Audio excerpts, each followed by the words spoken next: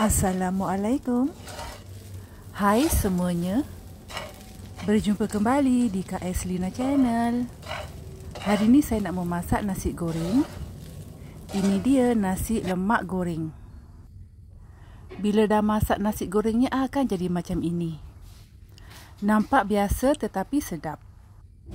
Mudah sahaja nak masak nasi goreng ni. Bahan-bahannya mudah sahaja. Ini dia bahan-bahannya.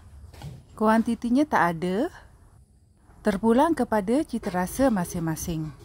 Jangan risau, pasti menjadi. Ada lebihan nasi lemak. Buatlah nasi lemak goreng. Rasa lemak-lemak pada nasi lemak membuatkan nasi lemak goreng bertambah sedap. Jomlah saya nak terus memasak nasi gorengnya. Panaskan kuali dan masukkan minyak masak.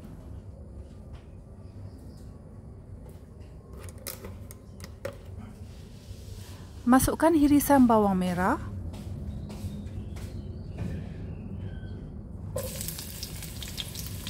Hirisan bawang putihnya pula. Cili padi.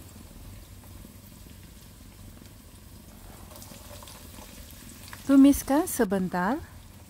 Semua bahan-bahan ni hanya dihiris-hiris dan dipotong-potong sahaja. Mudah kan? Tumiskan bahan-bahan ini sehingga agak garing. Nasi lemak goreng saya ini nasi goreng yang plain dan tak dimasukkan sambal nasi lemak. Saya memang nak masak nasi goreng yang plain sahaja, kosong. Kemudian masukkan pula telur ayam. Nak dilebihkan pun boleh juga. Biarkan seketika.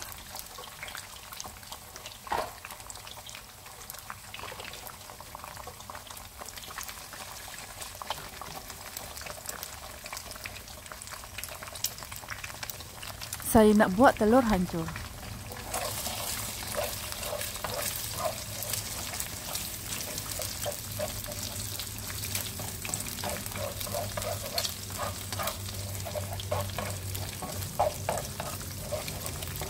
Gorengkan sehingga agak garing.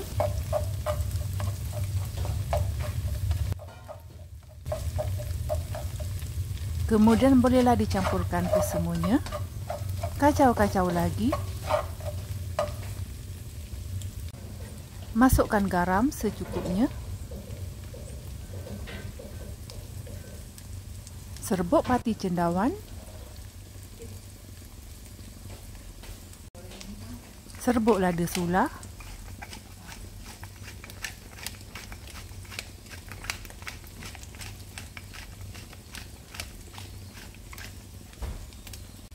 Kacau-kacaukan sebentar.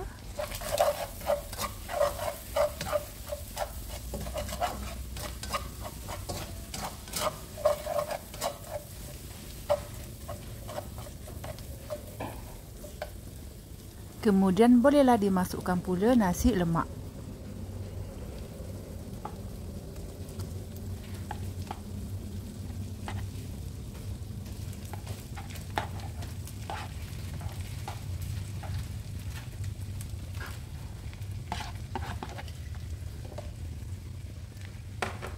Saya nak tambahkan lagi dengan sayur campur yang dalam paket.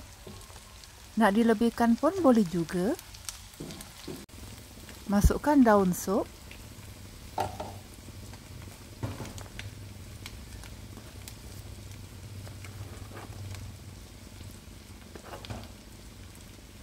Kemudian kacau-kacau sehingga sebati.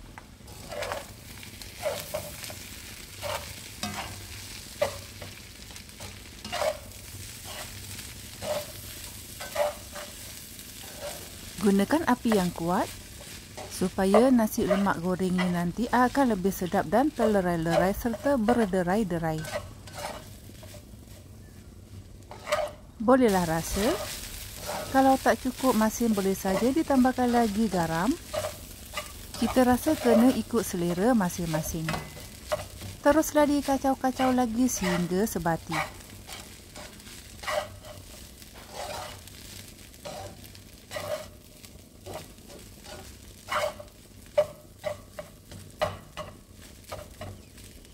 Nampaknya nasi lemak gorengnya pun dah siap.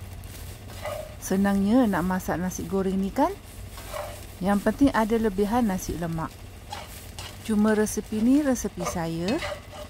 Mungkin orang lain pun ada resepinya yang tersendiri. Cara saya ni paling mudah. Boleh je ikut. Try, cuba test.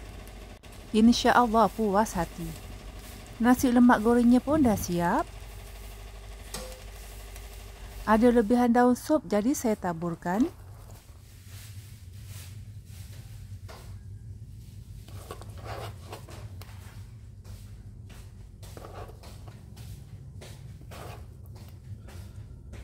Sesekali bolehlah cuba resepi yang jarang-jarang dimasak.